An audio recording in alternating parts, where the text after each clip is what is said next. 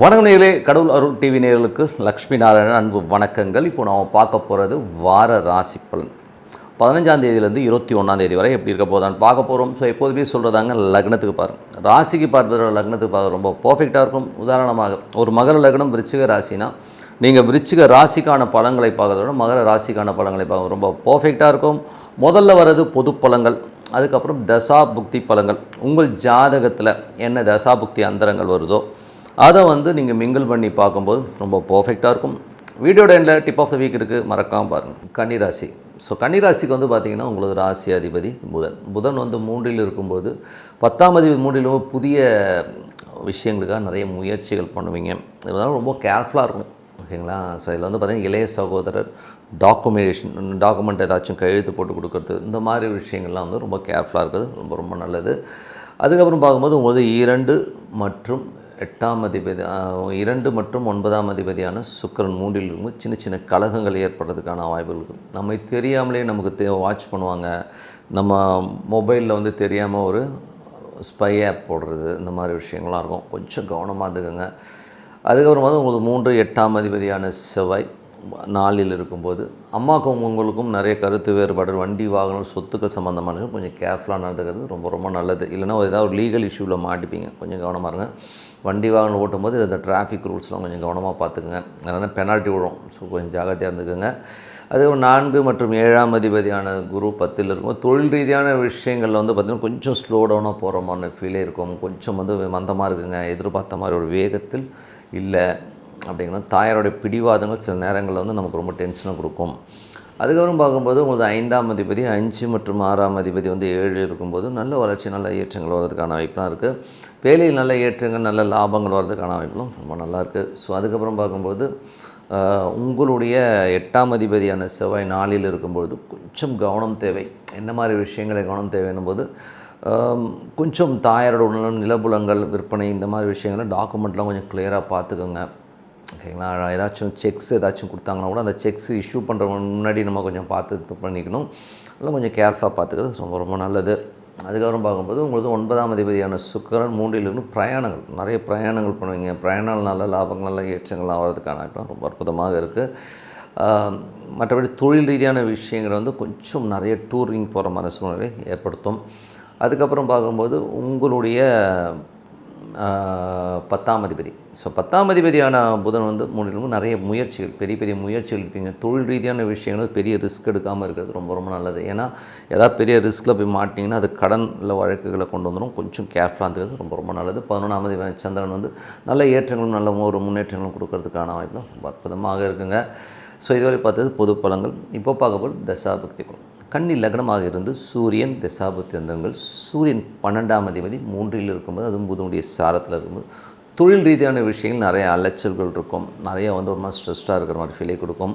Government சம்மந்தமான செக்டாரெல்லாம் கொஞ்சம் கேர்ஃபுல்லாக, டாக்ஸேஷன் சம்மந்தமான விஷயம் கொஞ்சம் கேர்ஃபுல்லாக இருந்துக்கிறது ரொம்ப ரொம்ப நல்லது. இல்லைன்னா பெனால்ட்டி போடுவாங்க, அவ்வளோதான். ஸோ கொஞ்சம் கவனமாக இருந்துக்கோங்க. கன்னி லக்னம் சந்திரன் தேசம். சந்திரன் சிறப்பான விஷயம், நல்ல ஏற்றங்கள், நல்ல லாபங்கள், நல்ல ஒரு முயற்சிகளில் வெற்றி கிடைக்கிறதுக்கான ரொம்ப நல்லாயிருக்கு. கன்னி லக்னமாக இருந்து செவ்வாய் தேசாவது. செவ்வாய் 3 8ஆம் அதிபதி 4ல் இருக்கும். தாயாரோட உடல்நலம் சம்மந்தமான விஷயங்கள், வீடு நிலபுலன்கள், விற்பனை சம்மந்தமான விஷயங்கள், வண்டி வாகனம்லாம் ஓட்டும்போது கொஞ்சம் கவனமாக ஓட்டணும். அதில் நமக்கு டென்ஷனும் ஸ்ட்ரெஸ்ஸஸோ வரும். ஸோ அதனால் கொஞ்சம் கேர்ஃபுல்லாக இருக்குது, ரொம்ப ரொம்ப நல்லது. அதுக்கப்புறம் பார்க்கும்போது கன்னி லக்னம் ராகு தேசாபதி. ராகு 6ல் இருக்காருங்க. 6ல் இருக்கும்போது நல்ல ஒரு ஏற்றங்கள், நல்ல லாபங்கள், ஒரு காம்படிஷனை வின் பண்ணுற மாதிரி சூழ்நிலை அற்புதமாக இருக்குங்க. வேலையில் நல்ல ஏற்றங்கள், ஒரு கிங்கு மாதிரி ஏதாச்சும் பெரிய லெவலில் சாதிக்கணுங்கிற எண்ணங்கள்லாம் கண்டிப்பாக கொடுக்கும்.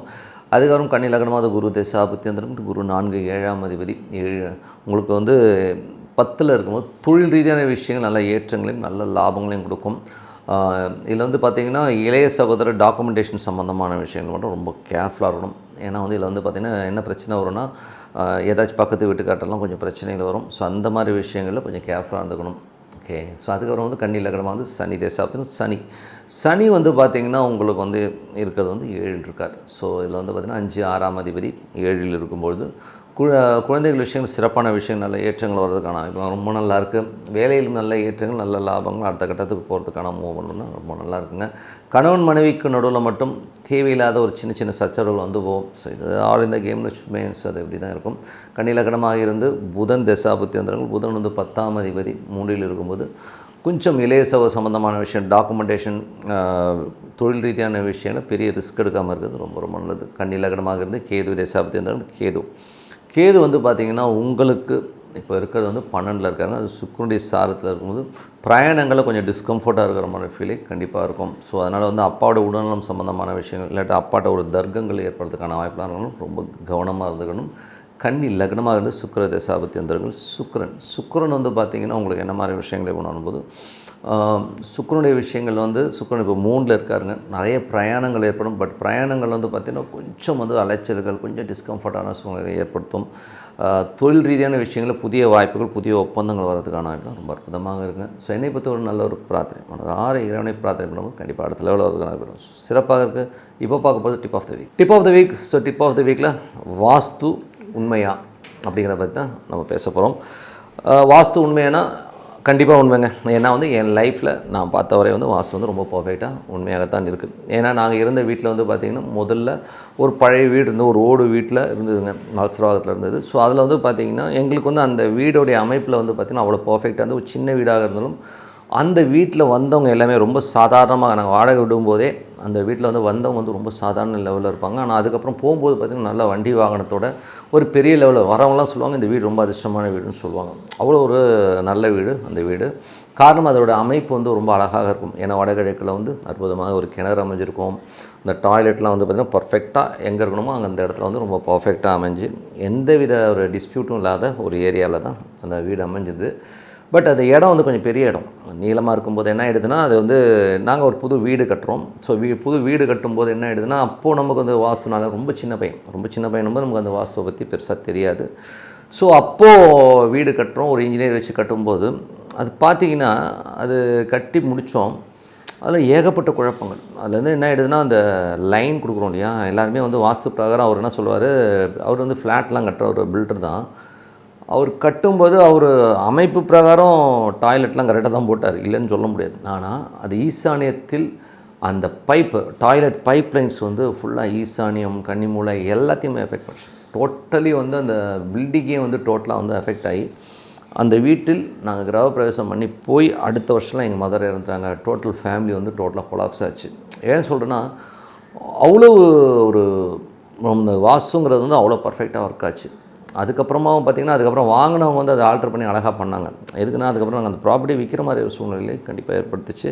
ஏன்னா வாஸ்து இருக்கானா கண்டிப்பாக இருக்குது. ஏன்னா அதே மாதிரி இன்னொரு வீட்டுக்கு போனேன். அந்த வீட்டில் வந்து பார்த்தீங்கன்னா எனக்கு வடகிழக்கில் வந்து பெரிய பள்ளம் வந்து அது பழைய வீட்டு ஸ்டைலில் இருக்கும். ஸோ அந்த வீட்டுக்குள்ளே நுழையும் போது பார்த்திங்கன்னா அங்கேருந்து பார்த்தீங்கன்னா என்னோடய கிராஃப்ட் டக்குன்னு ஏறிச்சு. ஒரு வருமானத்துலையும் சரி நல்ல ஒரு பணம் நல்ல வசதி நல்ல ஒரு சந்தோஷமான வாழ்க்கை அதுலேருந்து வந்துச்சு. அதுக்கு காரணம் என்னென்னா அந்த வாஸ்து வந்து அவ்வளோ பர்ஃபெக்டாக அமைஞ்சு நமக்கு நல்ல நேரம் இருந்ததுன்னா கண்டிப்பாக வந்து வாஸ்து வந்து நம்மளை நல்ல வீட்டுக்கே கொண்டு போகும். அப்படி தான் நம்ம அலர்ட்டாக இருந்துக்கணும். ஸோ ஒரு சில விஷயங்களே ரொம்ப அலர்ட்டாக நம்ம பார்க்கும்போது கண்டிப்பாக வாஸ்து வந்து ரொம்ப பர்ஃபெக்டாக ஒர்க் ஆகுது. அது மட்டும் இல்லாமல் இன்பிட்வீன் வந்து வேறு ஒரு வீட்டுக்கு சேஞ்ச் ஆகும்போது ரொம்ப கஷ்டம். கிட்டத்தட்ட ஒரு 10 வருஷம்லாம் ரொம்ப கஷ்டப்பட்டோம். அந்த எங்கள் அம்மா இறப்புக்கு அப்புறம் நாங்கள் வாடகைக்கு ஒரு வீட்டுக்கு போனோம். அங்கே பார்த்தா கன்னிமூலையில் வந்து உங்களுக்கு வந்து டாய்லெட் வந்தது. ரொம்ப நிறைய கடன்கள் நிறைய பிரச்சனைகள். அதுக்கப்புறம் நாங்கள் வந்ததுக்கப்புறம் வேறு ஒருத்தவங்க போனாங்க. அவங்களுக்கும் ஒரு பெரிய டிசாஸ்டர். அதே மாதிரி கடன் பிரச்சனைகள் அவங்களும் மாட்டி ரொம்ப ஒரு ஸ்ட்ரெஸ்ஸையும் டென்ஷனையும் உருவாக்குச்சுங்கிறது தான் உண்மையான விஷயம். ஸோ வாஸ்து உண்மையா அப்படின்னா பர்ஃபெக்டாக உண்மை. நம்ம எவ்வளோ செலவு பண்ணுறோம் வாஸ்துக்கு செலவு பண்ணுறது ரொம்ப ரொம்ப முக்கியம். அது மட்டும் இல்லாமல் அளவுகள் ரொம்ப முக்கியங்க. ஆக்சுவலாக வந்து வாஸ்துவில் வந்து அந்த ரூமோட அளவுகள் ரொம்ப முக்கியம். அதே மாதிரி வந்து கோஸ் இந்த மாதிரி கோஸாக இருக்கிறது இதெல்லாம் வந்து ரொம்ப ரொம்ப முக்கியம். அதில் வந்து வடகிழக்கு மட்டும் நீண்டிருந்ததுன்னா ஒன்றும் பிரச்சனை கிடையாது. மற்றது இருந்ததுன்னா நீங்கள் வந்து ஸ்கொயர் பண்ணி பண்ணுறது ரொம்ப ரொம்ப நல்லதுங்க. இல்லைனா அது தேவையில்லாத மன உளைச்சலையும் ஒரு டென்ஷனையும் கொடுக்குங்கிறது வந்து எந்தவித சந்தேகமும் இல்லை. அதனால் வாஸ்துங்கிற சயின்ஸ் வந்து ரொம்ப ரொம்ப ரொம்ப பர்ஃபெக்டாக இருக்கும். இது வந்து ரொம்ப சிம்பிளாக பார்க்கணும்னா வடகிழக்கு தென்கிழக்கு, அதாவது வடகிழக்கை வந்து நம்ம ஈசானியம் சொல்லுவோம், தென்கிழக்கை வந்து கன்னிமூலம் சொல்லுவோம். இந்த 2 இடத்துல டாய்லெட் வரக்கூடாதுங்க. ரொம்ப மெயினான ப்ராப்ளம் அங்கே தான் வரும். ஸோ டாய்லெட் பைப்ஸோ அங்கே கிராஸ் ஆகாமல் இருக்கிறது ரொம்ப ரொம்ப நல்லது. அதுக்கப்புறம் பார்த்திங்கன்னா பிரம்மஸ்தானம் அப்படின்னும். ஸோ பிரம்மஸ்தானம்ன்றது வந்து பார்த்திங்கன்னா வீடு கட்டுறீங்கன்னா வீடுக்கு மையம்னு ஒன்று வரும். So centre of the building, அங்கே வந்து பில்லர்ஸ் வராமல் இருக்கிறது ரொம்ப ரொம்ப நல்லது. அப்புறம் ஜென்ரலாக வந்து மேற்கு பகுதியில் வந்து உங்களுக்கு வந்து படிக்கட்டுகள் அமைகிறது ரொம்ப ரொம்ப நல்லது. அதுக்கப்புறம் வெயிட்டு எதுவுமே வந்து வடக்கு கிழக்கில் இல்லாமல் இருக்கிறது. இதெல்லாம் வந்து ஒரு ஜென்ரலான ரூல், ஓகேங்களா. வடக்குலேயும் கிழக்குலையும் வெயிட் ஏறாமல்னா ரொம்ப அதிகமாக வெயிட் இல்லாமல் பார்த்தோம். அதே மாதிரி அந்த இடத்துல வந்து கொஞ்சம் இடம் அதிகமாக இருக்கிற மாதிரி விட்டுட்டிங்கன்னா ரொம்ப நல்லாயிருக்கும். வடகிழக்கில் கிணறு அமையிறது நல்லது. பள்ளமாக வடக்கும் கிழக்கும் வடகிழக்கும் கொஞ்சம் பள்ளமாக இருக்கிறது ரொம்ப நல்லது. ஸோ இதெல்லாமே சயின்ஸாக நடக்கணும், சூப்பராக ஒர்க் ஆகுதுங்க. அது ஜியாகிரபிக்கலில் வந்து சில பேர் வந்து அந்த மாதிரி இடத்துல போய் குடியிருப்பாங்க. அவங்க எக்கனாமிக்கல் ஸ்டேட்டஸ்லாம் வந்து வேறு லெவலில் முன்னேறலாம் கண்டிப்பாக பார்த்துருக்கோம். அதனால் வந்து வாஸ்து உண்மையான கண்டிப்பாக உண்மை. யாராவது வீடு கட்டிங்கன்னா நல்ல வாஸ்து நிபுணரை வச்சு பாருங்கள். அதுக்கு செலவு பண்ணுறது தப்பே கிடையாது. ஏன்னா ஒரு பர்ஃபெக்டான வீடு அமைஞ்சிச்சுன்னா அதுக்கப்புறம் குடும்பம் இல்லை, எத்தனையோ ஒரு பரம்பரையாக நீ வாழப்போகிற வீடு அற்புதமான வீடாகவே வாழ்த்துக்கள்னு சொல்லிட்டு உங்களிடம் விடைபெறுவது உங்கள் லக்ஷ்மி நாராயணன். நன்றி, வணக்கம்.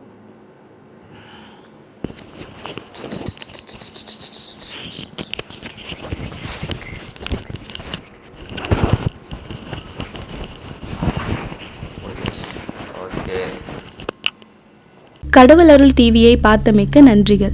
மேலும் இது போன்ற தகவல்களை தெரிந்து கொள்ள கடவுள் அருள் டிவியை சப்ஸ்கிரைப் செய்யுங்கள். மறக்காமல் பெல் ஐக்கானை கிளிக் செய்யுங்கள்.